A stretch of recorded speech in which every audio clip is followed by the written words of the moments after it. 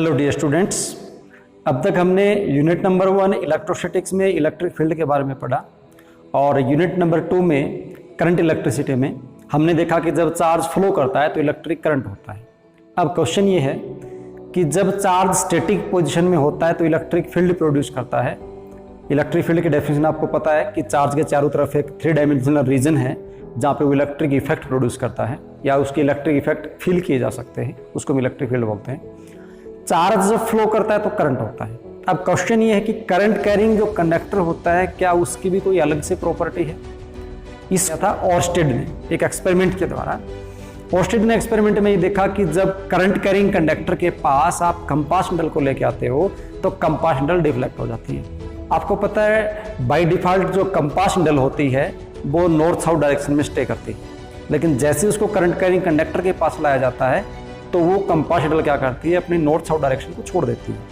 और क्योंकि compass needle जो होती है वो सिर्फ मैग्नेटिक फील्ड की प्रेजेंस में ही डिफ्लेक्ट हो सकती है, तो यहाँ से कंक्लूजन निकला कि जो करंट कैरिंग कंडक्टर होता है वो मैग्नेटिक फील्ड प्रोड्यूस करता है। तो जो मैग्नेटिक फील्ड है उसका सोर्स यहाँ से क्या हुआ? मैग्नेटिक फील्ड का सोर्स हुआ moving charge. Moving charge in the sense किसी कंडक्टर में चार्ज मूव कर रहा है तो करंट प्रोड्यूस करेगा, और करंट प्रोड्यूस करेगा तो क्या प्रोड्यूस करेगा? वो मैग्नेटिक फील्ड प्रोड्यूस करेगा। तो मैग्नेटिक फील्ड की जो डेफिनेशन है वो आप इलेक्ट्रिक फील्ड की तरह ही डिफाइन कर सकते हो कि मैग्नेटिक फील्ड क्या है? It is a field around a conductor, current carrying conductor, और a magnet in which its magnetic effects can be experienced. ये जो मैग्नेटिक फील्ड होता है ये किसी भी मूविंग चार्ज के ऊपर एक फोर्स अप्लाई करेगा। मैग्नेटिक फील्ड क्या करेगा?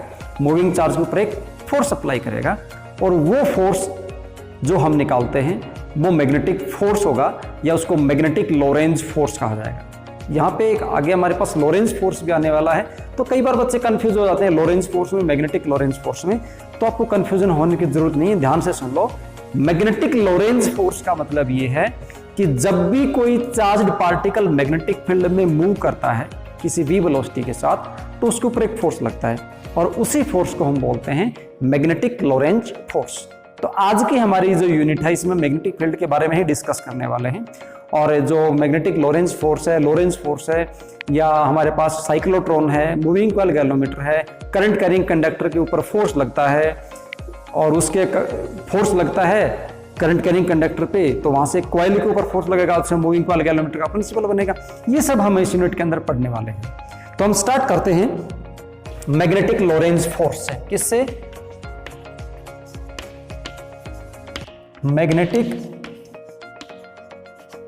लोरेंज फोर्स, या इसको आप ऐसे भी बोल सकते हो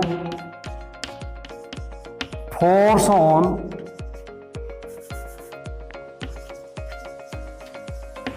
charged particle moving in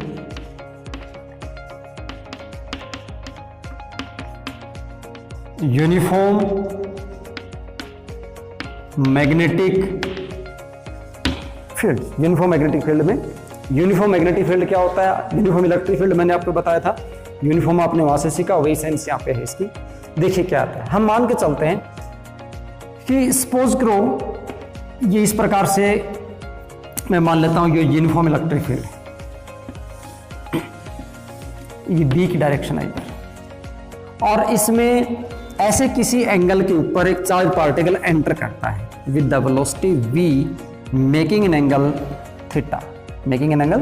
theta, तो इसके ऊपर जो फोर्स लगेगा, force experienced by the charge particle f is directly proportional to q magnitude of the charge, f directly proportional to v sin theta, velocity का जो साइन कंपोनेंट है उस पर डिपेंड करेगा, v sin थीटा। यहां से velocity के दो कंपोनेंट बना सकते हो आप, जैसे ये है ना, इस एंगल पे तोड़ोगे तो इधर तो आ जाएगा v cos थीटा बनेगा, और इधर जो कंपोनेंट बनेगा वो क्या बनेगा? v sin theta. और f डायरेक्टली प्रोपोर्शनल होगा magnitude of the magnetic field. इन फैक्टर्स को अगर हम कंबाइन करते हैं तो f proportional to q v b sin theta, और SI सिस्टम ऑफ यूनिट में प्रोपोर्शनलिटी का साइन हटाएंगे तो यहाँ पे जो कांस्टेंट होगा वो 1 होगा, तो ये हो जाएगा q v b sin theta. ये जो फोर्स है ये चार्ज पार्टिकल पे लगेगा मैग्नेटिक फील्ड। और आगे के कई जो हमारे डेरिवेशंस हैं, कई प्रॉब्लम्स हैं, उसको सोल्व करने में ये फॉर्मूला एक इंपॉर्टेंट रोल प्ले करने वाला है। F is equal to Q V B sine theta.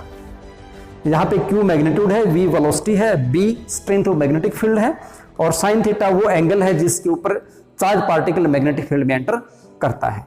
ये जो है फॉर्मूला, इस फॉर्मूले से हम मैग्नेटिक फील्ड को डिफाइन कर सकते हैं। देखो मैग्नेटिक फील्ड को कैसे डिफाइन करेंगे, यहां से अगर हम B का वैल्यू निकालना चाहें, B इज इक्वल टू, तो B की वैल्यू हमारे पास क्या आएगी, वो आएगी F divide by Q V and sine theta. क्या वैल्यू आ रही है, B क्या करेंगे, F divide by Q V sine theta. और देखिए जब मैंने आपको बताया था कूलम्स लॉ में हमने 1 कूलम को डिफाइन किया था, या किसी भी सिस्टम ऑफ यूनिट में आपको कोई यूनिट डिफाइन करनी हो, किसी भी फिजिकल क्वांटिटी आपको यूनिट डिफाइन करनी हो, कोई फॉर्मूला गिवन है वहां से आपको यूनिट डिफाइन करनी हो, तो आप क्या करते हो, उस फॉर्मूले के अंदर जितने भी टर्म्स आ रहे हैं उन सभी टर्म को यूनिट बना लो। क्या बना लो, यूनिट। जैसे यहां पे देखते हैं B मुझे चाहिए, B को मैं कैसे डिफाइन करूं, B को मुझे डिफाइन करना है, B फोर्स के बराबर आ सकता है कब, if Q is equal to कितना हो जाए, 1 यूनिट हो जाए। Q की वैल्यू कितनी हो जाए, 1 यूनिट हो जाए।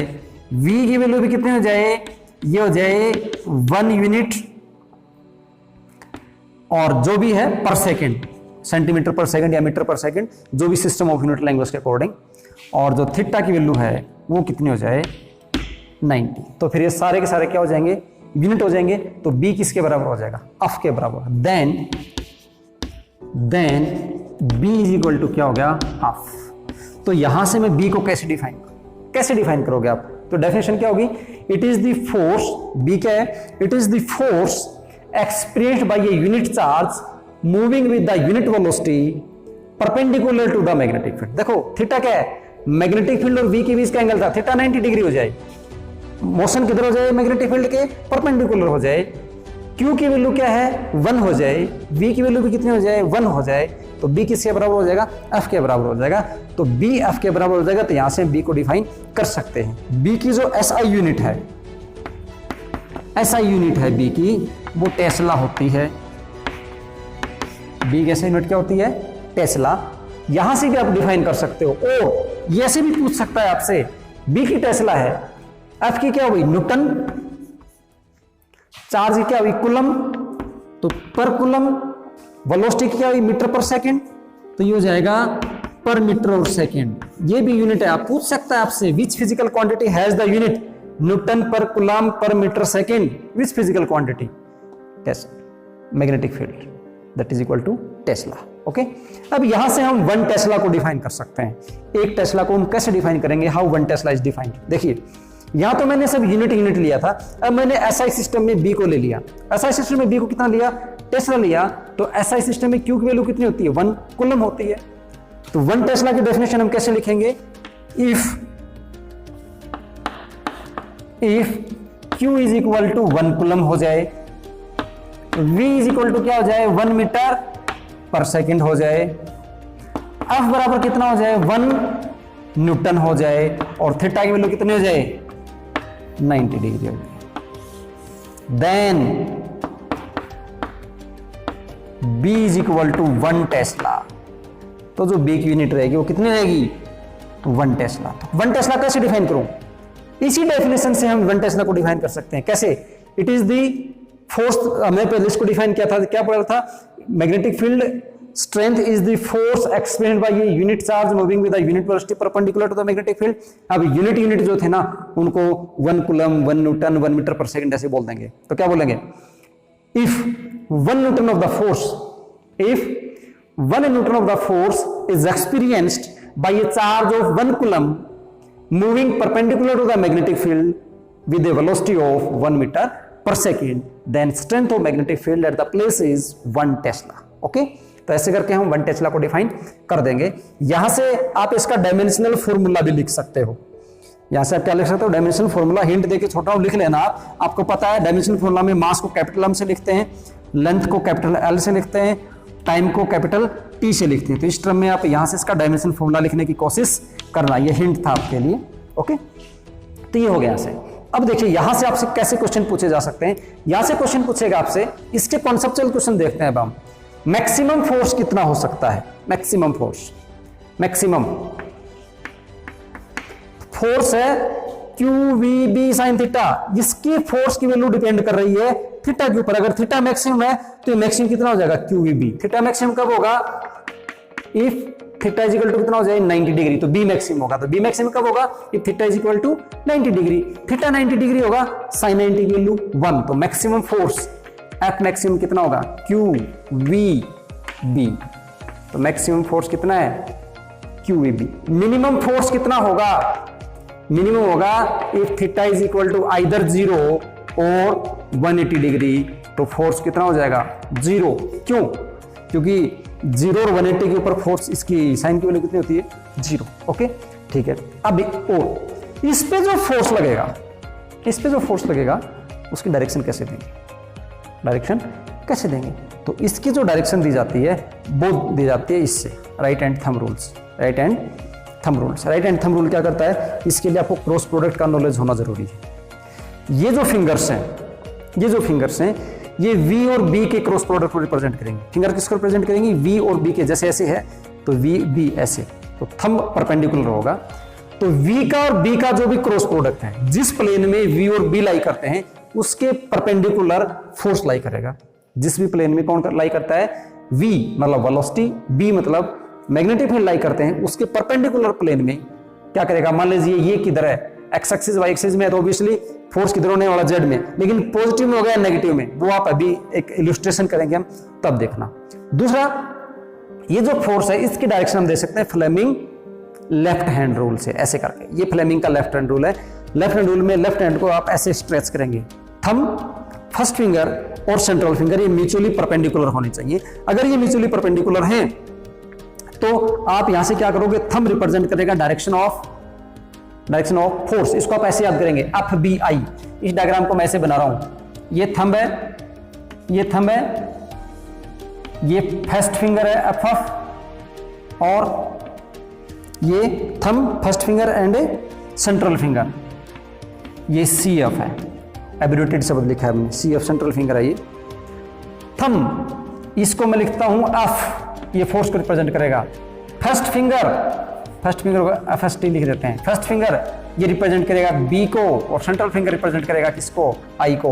तो इसको मैं याद कर सकता हूं एफ बी आई। आप मुझे बताओ, आप में से किस किस को एफ बी आई का पता है, एफ बी आई कौन है, एफ बी आई की फुल फॉर्म बताओ, जनरल नॉलेज का क्वेश्चन है, पता है, चलो ठीक है। सीबीआई का बताओ फिर, सीबीआई का तो सभी को पता है, सेंट्रल ब्यूरो ऑफ इन्वेस्टिगेशन, ठीक है ना।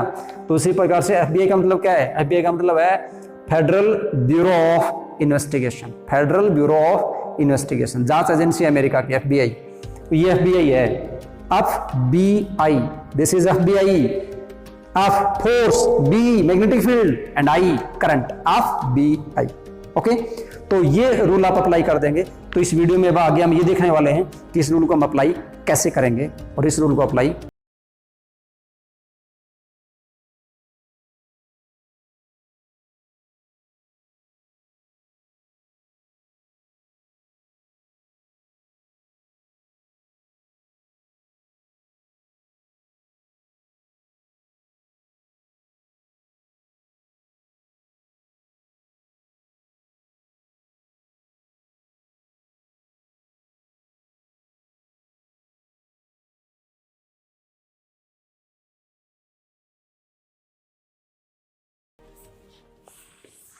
अब हमारा क्वेश्चन ये है कि ये जो फोर्स एक्सपीरियंस होगा, इस फोर्स की डायरेक्शन क्या होगी। तो जो डायरेक्शन ऑफ फोर्स है, क्या direction of force is given by, कैसे देंगे वो हम देंगे Fleming left hand rule, Fleming left hand rule, या फिर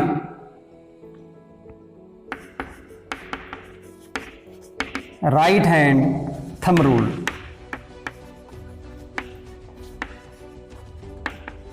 फ्लेमिंग लेफ्ट हैंड रूल या राइट हैंड थंब रूल से डायरेक्शन ऑफ मैग्नेटिक फील्ड है वो दी जाएगी। और ये भी है कि जो डायरेक्शन ऑफ फोर्स है, मैग्नेटिक फील्ड नहीं, फोर्स, जो डायरेक्शन ऑफ फोर्स है वो होगी perpendicular to plane, perpendicular to plane containing,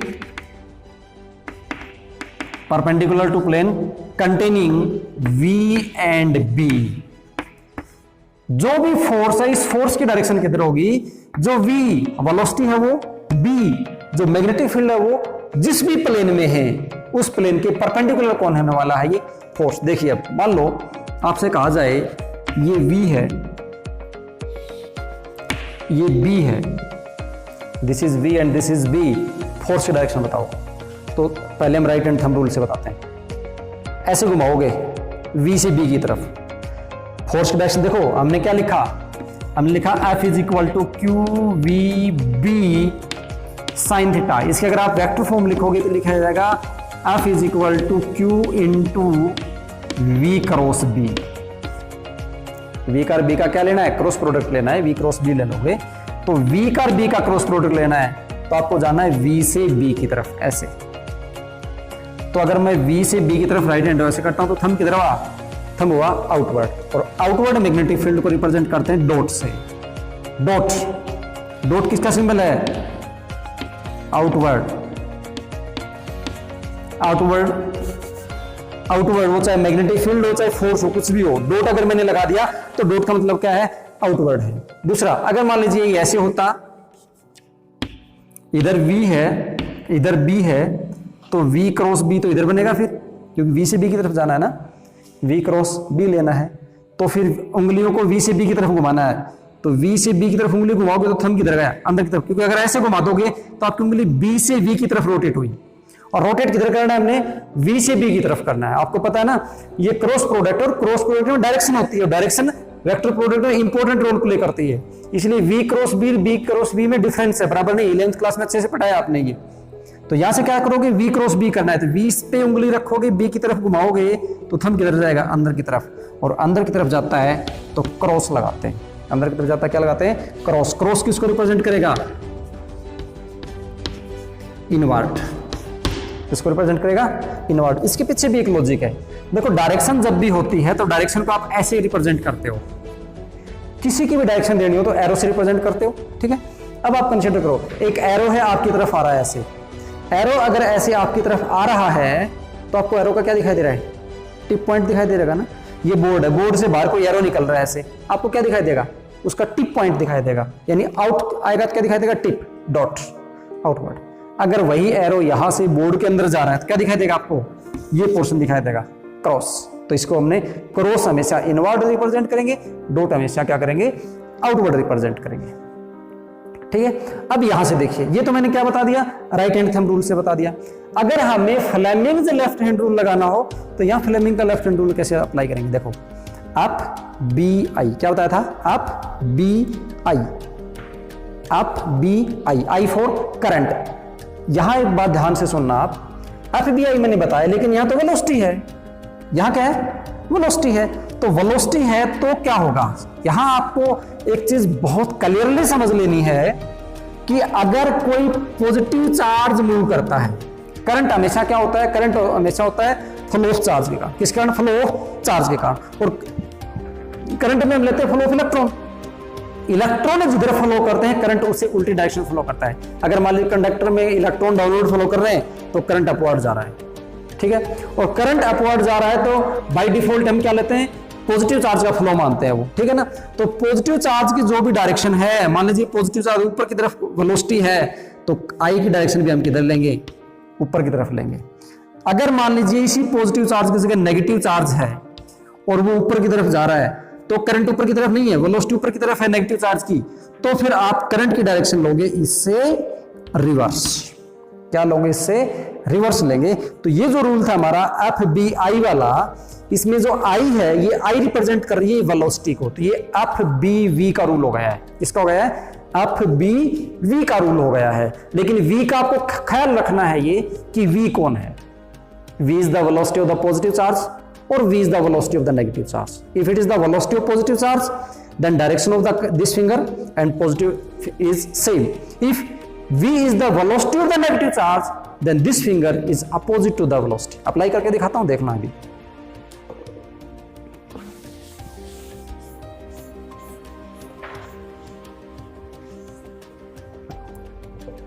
आपको ऐसे क्वेश्चन देगा, ये मैग्नेटिक फील्ड है और ये पॉजिटिव चार्ज है, उसकी वेलोसिटी है अपवर्ड इस डायरेक्शन में, एक्स एक्सिस में बी एक्स है और ये किधर है, वाई एक्सिस के अंदर है।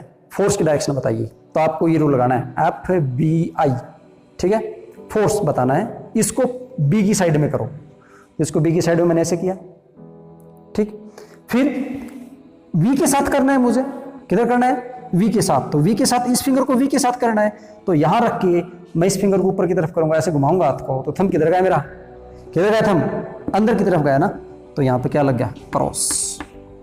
अब इस रूल से देखो, इस रूल से ऐसे आएगा क्या, वी क्रॉस बी लेते हैं, क्या लेते हैं, V cross B. V cross B मतलब उंगली वी से बी की तरफ आनी चाहिए, वी से बी की तरफ लाओगे, थंब किधर गया, अंदर, तो इस भी क्या है, अंदर की तरफ आए, ठीक है। रिवर्स लेते हैं। अगर मान लो ये नेगेटिव चार्ज होता, चार्ज कैसा होता है, ये नेगेटिव चार्ज होता, तो क्या होता, इस रूल से देखिए, एफ बी आई मतलब वी, और आपको पता है अगर नेगेटिव चार्ज है तो ये फिंगर उस चार्ज से अपोजिट डायरेक्शन में जाएगी, तो इसको तो मैंने यहां रखा। अब ये वेलोसिटी है अपवर्ड, फिंगर किधर जानी चाहिए, डाउनवर्ड, क्योंकि नेगेटिव है, फिंगर नेगेटिव से अपोजिट रहेगी इसमें, तो ये हाथ आपका घूमेगा वैसे, ऐसे घूमेगा। अब ये किधर हुआ, आउटवर्ड हुआ, किधर डायरेक्शन गई है, आउटवर्ड, तो आउटवर्ड के लिए क्या लगाऊंगा, डॉट। अब यही की यही बात आप इससे, इस रूल से करके देखोगे, तो ये फॉर्मूले में लगाओगे ना, तो चार्ज कैसा है, चार्ज कैसा है, नेगेटिव, चार्ज क्यू कैसा है, नेगेटिव है। V cross B, V cross B ऐसे करूंगा तो नेगेटिव में जाएगा, नेगेटिव मतलब नेगेटिव जेड एक्सिस में जाएगा, ये तो वाई है, ये अंदर जाएगा तो नेगेटिव जेड एक्सिस है, तो इसका रिजल्ट नेगेटिव जेड एक्सिस और नेगेटिव ही, नेगेटिव नेगेटिव क्या हो गया, पॉजिटिव, तो भी तो पॉजिटिव में आ रहा है बाहर की तरफ, बाहर की तरफ मतलब पॉजिटिव, अंदर की तरफ नेगेटिव। क्लियर। तो इस प्रकार से ये रूल आप बहुत ध्यान से अप्लाई करना, प्लस के ऊपर और माइनस के ऊपर। क्वेश्चन इसके ऊपर बहुत इंटरेस्टिंग क्वेश्चन आपके पास आएंगे, रूल अप्लाई करोगे तो आप उसको इजीली समझ पाओगे। समझ लो, फिर से बता रहा हूं, आप बी आई का रूल्स आप लगाओगे तो एक्चुअली आपको वहां पे वेलोसिटी माननी है। अगर पॉजिटिव चार्ज है तो फिंगर की डायरेक्शन और पॉजिटिव चार्ज की डायरेक्शन सेम रहेंगी, अगर वो नेगेटिव चार्ज है तो फिंगर की डायरेक्शन और नेगेटिव चार्ज की डायरेक्शन बदल जाएंगी। तो ये हमारा हो जाएगा फ्लेमिंग का लेफ्ट हैंड रूल। तो लेफ्ट हैंड रूल या फिर आप राइट हैंड थंब रूल से मैग्नेटिक फील्ड की डायरेक्शन फाइंड आउट कर सकते हैं।